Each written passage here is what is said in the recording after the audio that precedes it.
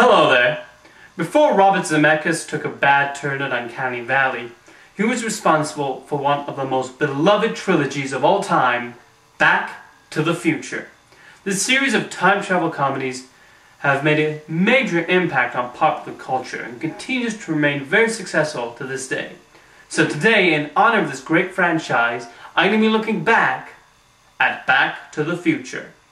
The idea originated with co-writer Bob Gale after looking at an old yearbook and seeing his teenage parents in there and wondered what it would be like to meet their adolescent selves. Gale and Zemeckis wrote the script and shipped it around to different studios, including Disney, who passed on it because of the Oedipus-type themes within Lorraine's relationship with Marty. Finally, Steven Spielberg took a liking to the script and decided to produce it along with Universal Pictures and with Zemeckis directing. This was the result. If you are one of two people who have never seen Back to the Future, the film revolves around a teenager named Marty McFly who goes on a journey beyond his wildest dreams. Local scientist Doc Brown has made a time machine out of a DeLorean car, which soon enough sends Marty back to 1955. After accidentally causing his parents to never meet, he has to reverse the changes he has made to history before he is wiped from existence. In addition to that, Marty also needs to return to his own time, and his own mother has fallen in love with him. Now, what is it about Back to the Future that makes it so appealing and has made it such a classic in film history? I think a lot of this has to do with the likability of Marty and his humorous reactions to being sent back to a supposedly more innocent time. They take the fish out of water scenario and completely turn it on its head, creating a film that succeeds on so many levels.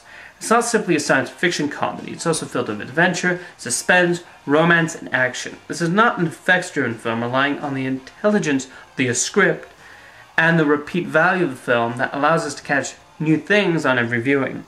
Leading up to an exciting and heartwarming ending, Back to the Future features one excellent scene after another. However, don't think too much about the time travel, because it really is confusing if you wrap your head around it too much.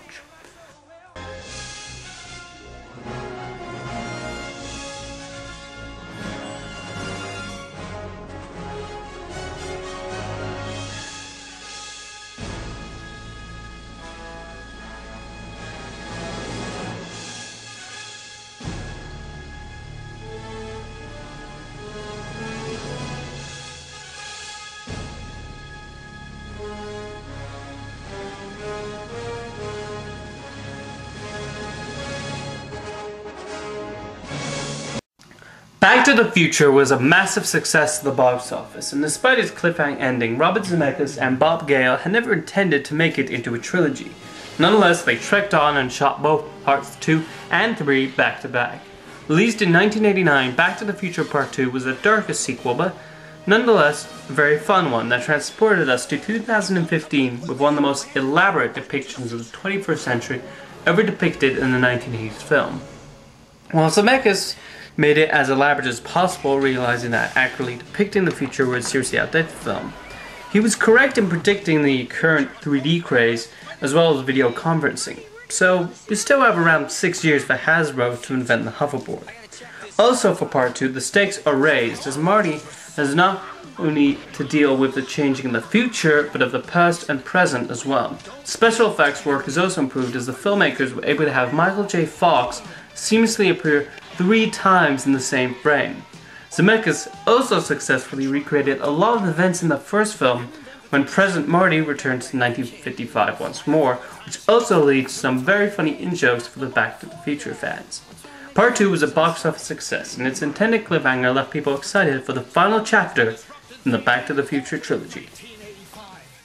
Michael J. Fox, Christopher Lloyd, Michael J. Fox. We're like a couple of teenagers, you know? And Michael J. Fox. Mom, is that you? Steven Spielberg presents a Robert Zemeckis film, Back to the Future, Part 2. For Part 3, Marty went back to the Wild West of 1885 in a romping western adventure to save Doc Brown from being killed. The decision to concentrate more on Doc is a smart one, with Mary Steenburgen doing some really great work as his new love interest. Add some great set design, a perfect score by Alan Silvestri, and a satisfying conclusion to the trilogy, And while Part 3 is far from the best film, it's so much fun, and watching the characters grow, it really ended up the series very well. Part 3 proved to be enough of a success, and it still stands alongside the first two as an effective science fiction comedy. Gentlemen, excuse me, but my friend and I have to catch a train. This summer, Steven Spielberg and Robert Zemeckis invite you Come on, Barney! to the Rough Rider, Rip Roaring, Rootin' Tootin', Straight Shootin', There's a holdup! It's a science experiment! rousing conclusion of Back to the Future. Let the festivities begin! Yeah! Yeah! Back to the Future, Part 3. The question is, will there be a Part 4? Both Michael J. Fox and Christopher Lloyd have said they would never do one without Robert Zemeckis, who has said he has no plans to continue the series. However, Back to the Future, the animated series, was made in 1991 and lasted for 2 seasons. Instead of concentrating on Marty and Doc, the focus was rather on Doc's children, Jules and Vern, as they continually steal the DeLorean and go backwards or forwards in time. It makes no sense why Doc would rebuild the DeLorean, since at the end of the trilogy he was tired of meddling with time, but animated series based off of film series are known for their continuity. The show is fun and has some enjoyable moments here and there, so if you find it running, it's definitely worth watching.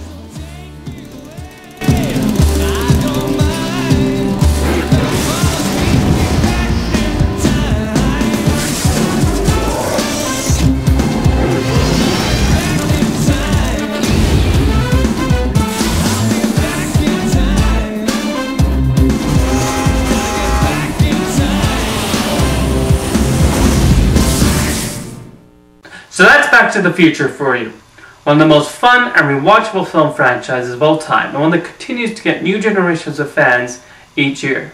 It has not died once since 1985, and the fact that it still holds up as terrific entertainment shows the relatability of the trilogy. Now, if you excuse me, I have a flux capacitor with 1.21 gigawatts installed in the Toyota, and go rev it up to 88 miles per hour.